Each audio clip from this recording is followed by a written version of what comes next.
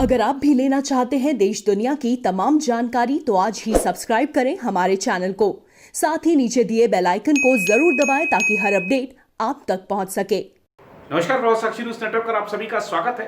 भारत चीन तनाव के मुद्दे पर प्रधानमंत्री नरेंद्र मोदी ने आज सर्वदलीय बैठक बुलाई थी। 17 दल इस बैठक में शामिल हुए और बैठक के दौरान रक्षा मंत्री राजनाथ सिंह ने, विदेश मंत्री एस जयशंकर ने सभी दलों को वर्तमान स्थिति की जानकारी दी। बैठक के बाद प्रधानमंत्री नरेंद्र मोदी ने एक बयान जारी किया और इस बयान में उन्होंने देश को आश्वस्त किया कि हमारी सीमा में कोई नहीं घुसा है, हमारी कोई भी चेक पोस्ट किसी दूसरे के कब्जे में नहीं है। और इस बयान में प्रधानमंत्री ने उन सभी सवालों का जवाब दे दिया जो सरकार पर लगातार उठाए जा रहे थे। प्रधानमंत्री ने कहा कि शांति और दोस्ती चाहते हैं, लेकिन इसका मतलब ये नहीं है कि हम अपनी रक्षा नहीं कर सकते, सुरक्षा नहीं कर सकते। उन्होंने कहा कि हमारी संप्रभुता की रक्षा हमारी महत्वपूर्ण जिम्मेदारी है, जिसको हम पूरी तन्मयता के साथ पूरा कर रहे हैं। उन्होंने कहा कि हमारे जो शहीद हुए हैं उनका बलिदान व्यर्थ नहीं जाएगा। प्रधानमंत्री ने आक्रोश जो चीन की हरकत से देश में पनपा है उसको जायज ठहराया और साफ साफ कह दिया कि हमने अपनी सेना को छूट दी है कार्रवाई करने की। जो भी सेना करेगी वो आने वाले दिनों में दिखेगा, या जो भी हमारी कूटनीतिक स्तर पर बातचीत जारी है उसके जो परिणाम है वो आने वाले दिनों में दिखेंगे। प्रधानमंत्री का विस्तृत बयान क्या है आइए आपको पहले सुनवाते हैं, उसके बाद बताएंगे आपको इस सर्वदलीय बैठक में किस दल ने क्या कहा। विचार रखे हैं वह बहुत ही महत्वपूर्ण है। हम सभी देश की सीमाओं की रक्षा में दिन रात लगे हमारे वीर जवानों के साथ चट्टान की तरह खड़े हैं। उनकी वीरता, उनके कौशल, उनकी सूझबूझ पर देश अटूट विश्वास रखता है। इस सर्वदलीय बैठक के माध्यम से मैं शहीदों के परिवारों को भी ये विश्वास दिलाता हूं कि पूरा देश उनके साथ है, पूरा देश उन्हें नमन करता है। साथियों, पूर्वी लद्दाख में जो हुआ उसको लेकर आपने रक्षा मंत्री जी और विदेश मंत्री जी को सुना भी और प्रेजेंटेशन को भी देखा। न वहां कोई हमारी सीमा में घुस आया है, न ही कोई घुसा हुआ है, न ही हमारी कोई पोस्ट किसी दूसरे के कब्जे में है।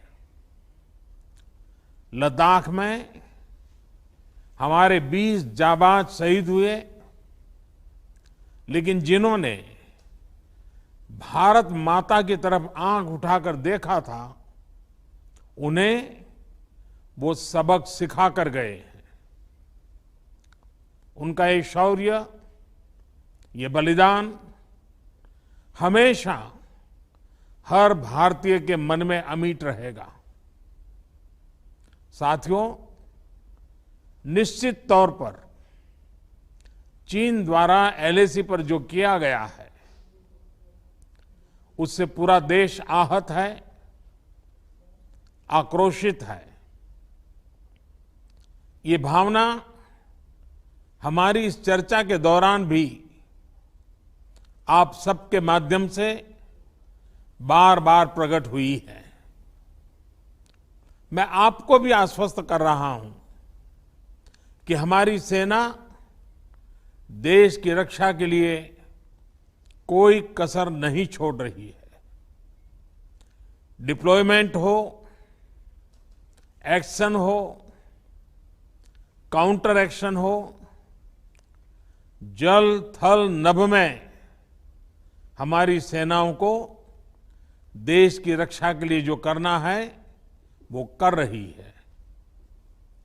आज हमारे पास ये कैपेबिलिटी है कि कोई भी हमारी एक इंच जमीन की तरफ आंख उठाकर भी नहीं देख सकता। आज भारत की सेनाएं हर सेक्टर में एक साथ मूव करने में पूरी तरह सक्षम है। ऐसे में हमने जहां एक तरफ सेना को अपने स्तर पर उचित कदम उठाने की छूट दी है, वहीं दूसरी तरफ डिप्लोमेटिक माध्यमों से भी चीन को अपनी बात दो टूक स्पष्ट कर दी है। भारत पीस और फ्रेंडशिप चाहता है, लेकिन अपनी सॉवरेनिटी की रक्षा हमारे लिए सर्वोपरि है और आप सबने भी इसी भाव को प्रकट किया है। साथियों, बीते 5 वर्षों में देश ने अपनी सीमाओं को सुरक्षित करने के लिए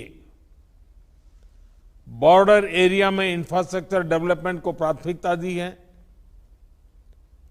हमारी सेनाओं की दूसरी आवश्यकताओं जैसे फाइटर प्लेन्स, आधुनिक हेलीकॉप्टर, मिसाइल डिफेंस सिस्टम आदि पर भी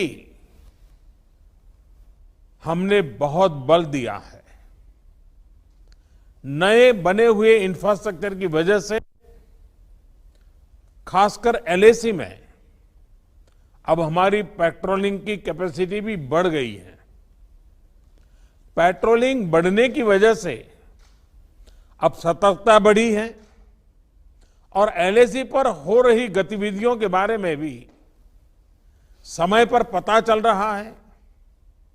जिन क्षेत्रों पर पहले बहुत नजर नहीं रहती थी, अब वहां भी हमारे जवान अच्छी तरह से मॉनिटर कर पा रहे हैं, रिस्पॉन्ड भी कर पा रहे हैं। अब तक जिनको कोई पूछता नहीं था, कोई रोकता टोकता नहीं था, अब हमारे जवान डगर डगर पर उन्हें रोकते हैं, उन्हें टोकते हैं। बेहतर हो रहे इंफ्रास्ट्रक्चर से एक मदद ये भी मिली है कि हमारे जवान जो उस कठिन परिस्थिति में वहां तैनात रहते हैं, उन्हें साजो सामान पहुंचाने में आसानी हुई है। साथियों, राष्ट्रहित, देशवासियों का हित हमेशा हम सभी की सर्वोच्च प्राथमिकता रही है। चाहे ट्रेड हो, कनेक्टिविटी हो, काउंटर टेररिज्म हो, भारत ने कभी किसी बाहरी दबाव को स्वीकार नहीं किया है। राष्ट्रीय सुरक्षा के लिए जो भी जरूरी कार्य है, जो भी जरूरी इंफ्रास्ट्रक्चर का निर्माण है, उसे इसी तरह तेज गति से आगे भी किया जाता रहेगा। मैं आप सभी को, सभी राजनीतिक दलों को फिर से आश्वस्त करता हूं कि हमारी सेनाएं सीमाओं की रक्षा करने में पूरी तरह सक्षम है। हमने उन्हें यथोचित कार्रवाई के लिए पूरी छूट दी हुई है। आप सभी ने इस बैठक के लिए अपना समय दिया, अपने मूल्यवान सुझाव दिए। इसके लिए मैं सभी दलों का, आप सभी नेतृत्वगण का हृदय से बहुत बहुत आभार व्यक्त करता हूं और आपके सुझाव आगे की रणनीति में बहुत लाभकर्ता होंगे, ये मुझे पूरा विश्वास है। मैं फिर एक बार इस एकता का संदेश देने में आप जो बढ़ चढ़ करके आगे आए हैं, वे सेना का मोरल तो बढ़ाएगा, देश के लोगों की हिम्मत बढ़ाएगा, लेकिन दुनिया को भी जो संदेश जाना चाहिए वो पहुंचेगा। और इसलिए आज की मीटिंग में आपकी सकारात्मक भूमिका का बहुत मूल्य है, उसका बहुत ऐतिहासिक महत्व है।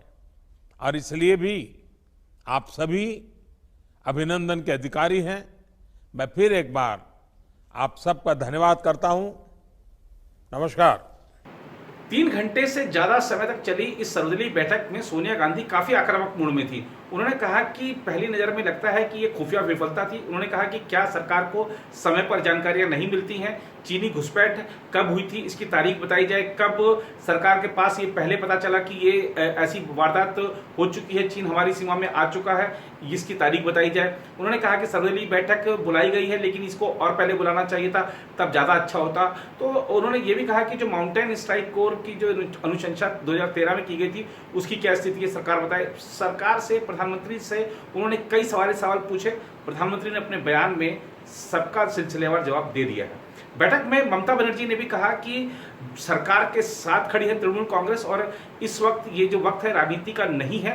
उन्होंने कहा कि सरकार को चाहिए कि चाहे वो रेलवे हो, विमानन हो, दूरसंचार हो, इसमें चीन की घुसपैठ नहीं होने पाए, इनकी कंपनियों को यहाँ पर इन 3 क्षेत्रों में खासतौर पर मौका ना मिले।